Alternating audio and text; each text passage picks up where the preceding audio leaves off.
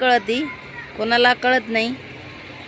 म्हणून तर मन आहे, ज्याची जळती त्यालाच कळती. नमस्कार मित्रांनो, कशा आहात तुम्ही सर्वजण? आशा आहे सर्व ठीकच असतात. मी पण साईबाबाच्या कृपाने मस्त मजेत आहे. तुम्ही पण मस्त मजेतच असतात. चला तर मग स्वागत आहे तुमचं आपल्या ब्लॉगमध्ये. आज खूप दिवसांनी मी ब्लॉग काढते. चला म्हटलं आज ब्लॉगच घ्यावात. चला, आपला विषय आहे आज लोकांना वाईट वाटणं. काय असतंय ना, दुसऱ्यांना वाईट बोलून त्या माणसांना चांगलं वाटत असतंय. वाईट बोलून हे सुख प्राप्ती होती, काहीतरी सुख प्राप्ती होत असते त्यांना. पण असं एखाद्याचं मन दुखन अशा पद्धतीत बी आपण असं बोलायला नाही पाहिजे. पण हे कमेंट करणाऱ्यांना कळत नाही आहे. तर आपल्या जीवनाचं काय खरं असतंय, घडीत आपण आता चांगले तर थोड्या वेळात आपण आपल्या जीवाला काय होऊ शकतंय हानी सांगता येत नसतंय. त्याच्यामुळं आपण होईन तितकं चांगलं राहण्याचा प्रयत्न करायचा असतंय. पण हे काही लोक वाईट बोलून का बरं बिघडवतात आणि परत मग त्यांना रिप्लाय दिला की राग येतो, तर परत दुसऱ्यांनाच ते जातीवाद म्हणतात. ही स्त्री असली तरी बी तिला आपला स्वतःचा संसार मोडावा असं बिलकुलच वाटत नाही. आणि ते बी नवीन लग्न झाल्यावर, लेकरं बाळ व्हायच्या अगोदर संसार मोडला तर त्याचं काही वाटत बी नाही. असं जर लेकरं बाळ झाल्यावर जर संसार मोडत असला तर कुठल्या बाईला बरं वाटत नसतंय, ती काय आनंदात नसती. पण ती लेकरा बाळांसाठी म्हणून जगत असते. तिला काय आनंद विषय व्हिडिओ बनवायचा. व्हिडिओ कुणालाही असा शौक म्हणून बनवा वाटत नसते. पण ह्या प्लॅटफॉर्मवर कसं तरी आपल्या गरजा भागात्यात, आपल्या लेकरा बाळांचा खर्चा पाणी होतोय, त्यामुळं माणूस असतंय. नाहीतर कुणाला असं शिव्या खावा असं वाटत आहेत माणसाला. कोणी काय बोलतंय. माझे खूप सारे पाहुणे रावळे सोयरेधारे म्हणतात, कशाला व्हिडिओ बनवती. पण आपण लॉकडाऊनच बघितलं ना.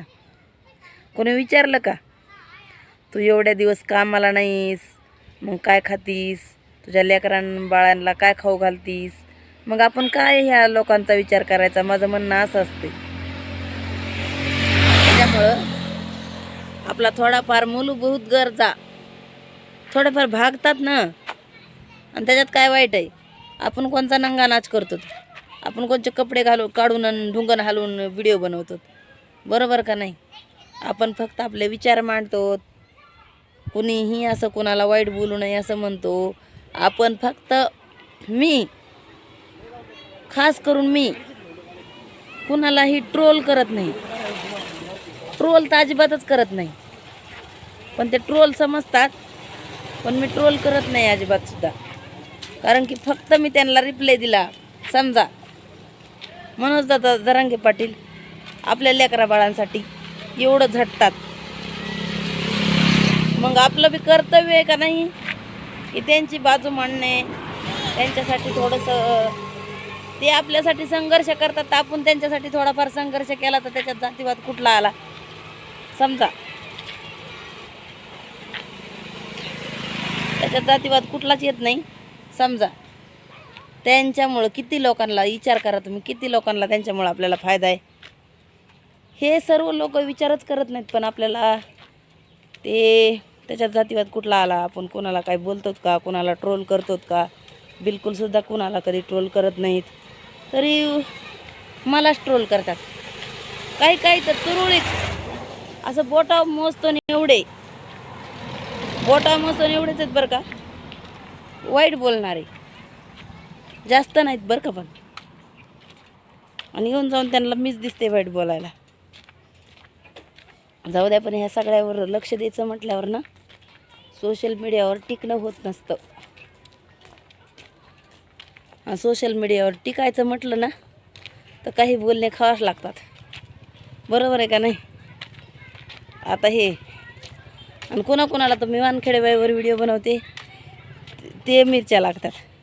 आपली काय दुश्मनी नाही आहे ती, पण ती म्हणून त्यांना ट्रोल करती तर आपण तिला बोलतो, एवढंच आहे.